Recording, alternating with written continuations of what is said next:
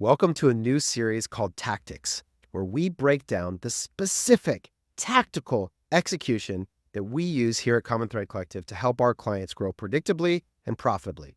And today, in this first episode, Max Rosewater, one of our best growth strategists here at Common Thread Collective, is going to be walking you through our exact 2024 Meta ad campaign structure.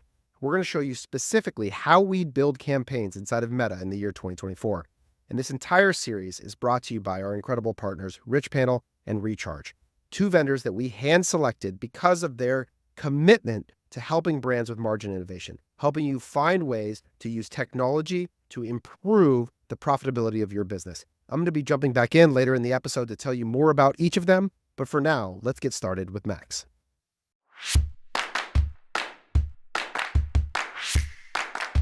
Welcome to CTC's Meta Ads Campaign Structure Guide for 2024. In today's video, we're going to be talking about your campaign structure and ad account setting that we use across all of our accounts at CTC. We're going to talk about targeting and exclusions, budgets and bids, attribution settings, and ad creative suggestions, as well as our take on Advantage Plus shopping campaigns and how we're using those in our accounts today. Interrupting this episode of Tactics for a quick announcement. Everything we do at CTC is about helping you create predictable, profitable growth. And you've heard me talk about the theme of margin innovation and how the next wave of growth in our industry is going to come from finding ways to improve your business margin over time. Well, our partner, Richpanel, for this episode is one of the tools to help you do that. They are AI-powered customer support that allows you to 10x the volume of customer support 24/7 around the world instantaneously. And here's the key, y'all. You can do it without sacrificing quality. The work that they are producing from these AI bots is remarkable. And I've seen it not just for customer service, I've seen it for ad moderation, which is a product feature that they have coming. This is a way that your business is going to be able to be more efficient, save money without sacrificing any quality or experience for your customer. Check them out, richpanel.com. To start, create a new campaign by clicking the green Create button at the top left of your ad account. Next, you'll be brought to this pop-up here on the left, where you'll click on the Sales campaign, and then click on either Advantage Plus shopping campaign or manual sales campaign. For now, let's focus on manual sales campaigns, and I'm going to come back to the Advantage Plus shopping campaigns later in this video. This is what a manual sales campaign looks like. The most important distinctions is to understand at the campaign level, this is where you set your bid strategy and your daily budget. Also, this is where you choose whether or not to use Advantage Campaign Budget, formerly known as CBO or Campaign Budget Optimization, or ABO, which used to be Ad Set Budget Optimization.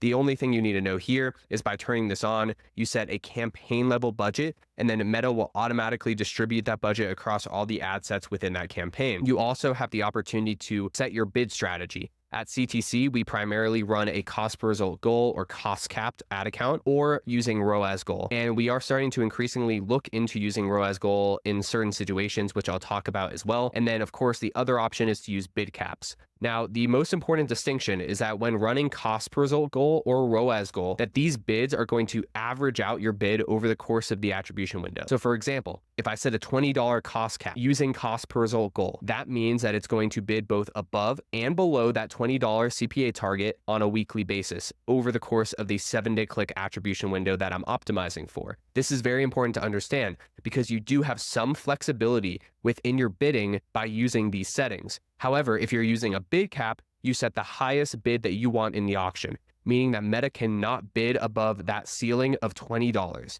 This is a much more aggressive form of bidding. I do prefer to use cost per result goal or ROAS goal because it does give the algorithm a little bit more flexibility. But honestly, it is totally up to you on which ones you want to use. And we always launch every single campaign as a CBO or using Advantage Campaign Budget Optimization and making sure that each campaign has the estimated starting daily budget that it needs to exit the learning phase. You can calculate this using the budget formula CPA times 7.14 or 50 times CPA divided by 7 equaling your daily budget. Yes, if you have multiple ad sets within one campaign, you need to double that daily budget. Next, looking at the ad set level, this is where you set your targeting and placement. You can set your conversion location, as you can see here on the left, as either website and shop campaigns or a website only campaign. The website and shop campaigns may be something fairly new for some of you. Note that if you select website and shop, Meta will automatically send people where they think they're most likely to purchase between both your website and your Meta Shops storefront. Next, you set your performance goal. If you're bidding for cost per result goal, that's always going to be maximizing the number of conversions. Or if you're bidding for ROAS goal, that's going to be value-based conversions. Quick timeout from your Tactics episode for me to tell you about our partner, Recharge.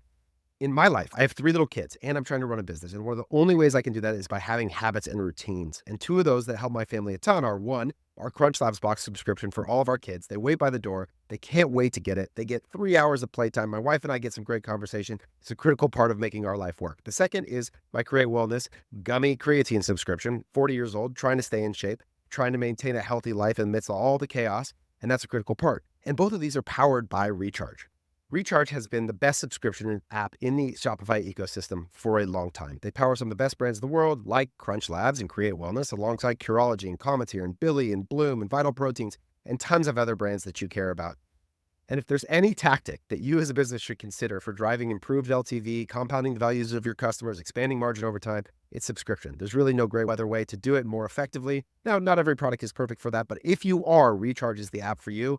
We're grateful for them for sponsoring this Tactics episode and helping to bring so much value to you all. Check them out, getrecharge.com. Next, we always optimize for click-only attribution, removing view attribution from your optimization setting. The most important thing to understand here is that you want to optimize the system for the most incremental type of conversion. So I recommend turning off both view through and engaged view and only optimize for click-through attribution. And if you're using ROAS goal bidding, you don't have to worry about this because you can only use click-based attribution when optimizing for value-based conversions. And next, set your cost control. You can see an option for it here, setting your cost per result goal based on your forecasted Meta paid CAC and ROAS target. Each campaign that you're running should have their caps set based on their predicted first order AOV. So make sure that you understand at least what you think the first order AOV is going to be for your campaign, and then set your cost cap accordingly so that you're trying to create the correct marginal outcome to drive net profit from that campaign. For audience controls, this is very simple. We're using broad targeting and purchase exclusions.